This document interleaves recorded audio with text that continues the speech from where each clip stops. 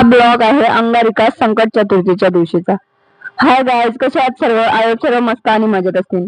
Sorry guys की हा blog post करायला उशीर झाला आहे, पण काय करणार, ड्युटीमुळे वेळ भेटत नसतो म्हणून थोडं ब्लॉग उशिरा पोस्ट होतो। मी खूप प्रयत्न करते की डेली ब्लॉग अपलोड करायचा, पण काही कारणामुळे ते पॉसिबल नाही आहे। प्लीज तुम्ही माझी सिच्युएशन समजून घ्याल अशी तुमच्याकडून अपेक्षा आहे। चला, मी आज तुम्हाला सांगते, ज्यांना व्रत धरायची इच्छा आहे त्यांनी व्रत धरायचे कधीपासून। ज्यांना संकट चतुर्थीचे व्रत धरायची इच्छा आहे त्यांनी अंगारिका संकट चतुर्थीपासून व्रताला सुरुवात करू शकतात। आणि संकट चतुर्थी आपल्याला जर आपली एखादी कठीण इच्छापूर्ती असेल तर त्यासाठी आपण मिठाची चतुर्थी व्रत धरू शकतो। या व्रतामध्ये आपण जसं दुसऱ्या व्रताला मिठाचे पदार्थ खातो तसे या व्रताला खाता येणार नाही। आपण बघा, दुसऱ्या व्रताला साबुदाणा खिचडी म्हणा, भगर, XYZ जे काही पदार्थ आहेत ते खातो, पण आपण मिठाच्या व्रताला म्हणजे मिठाची संकट चतुर्थी व्रत या व्रताला मिठाचे पदार्थ नाही खाऊ शकत। आणि आपल्याला जेव्हा उपवास सोडायचा असतो त्यावेळेस दुसरे पदार्थ न करता आपण फक्त 21 मोदक बनवायचे आणि संध्याकाळी जेव्हा आपण उपवास सोडतो त्या टायमाला ते 21 मोदक आपल्या ताटामध्ये घ्यायचे आणि त्याचं ग्रहण करायचं।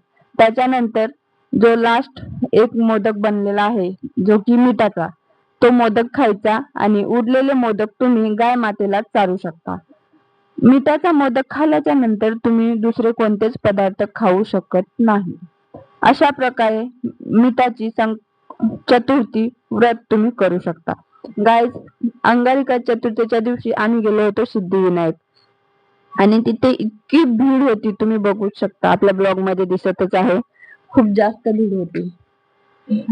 अक्षरशः आम्ही 3 ते 4 तास तिथे लाईन मध्ये थांबलो होतो बाप्पाच्या दर्शनासाठी, पण काय करणार, दर्शन झाले नाही कारण माझी ड्युटी होती। त्यामुळे आम्ही मुखदर्शन घेऊन निघालो आपल्या घराकडे यायला। पण माहित नाही काय विल पॉवर आहे मंदिरामध्ये। मंदिरात गेल्याच्या नंतर मन एकदम शांत होते, असे एकदम प्रसन्न। मनामध्ये कितीही जरी घालमेल असेल किंवा एखादी टेन्शन असेल, आपण कोणत्या गोष्टीचा विचार करत असेल तर त्या गोष्टी आपण मंदिरात गेल्यावर विसरून जातो। मग वापस येतच होतो तर बघा, ट्रेन भरायचे असे काहीसे एडे चाळे चालू होते कुठे, मेट्रो स्टेशनला। काय करावं काय नाही या पोराचं काही समजत नाही। ते झाल्याच्या नंतर लगेच बापू बसला त्या स्लाइडवर। काय देवा, काय बालिशपणा हा! असा तो खूप सिन्सिअर वागतो पण इतका बालिशपणा करतो सांगू शकत नाही।